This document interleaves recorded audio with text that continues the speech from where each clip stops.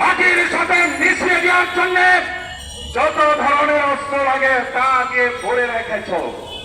আর এখন পৃথিবীর মানুষকে দেখাইতে চাও যে আমরা অস্ত্র দেওয়া বন্ধ করে দিয়েছি। ভুলে যেও না, আমেরিকাকে আমরা ভয় করি।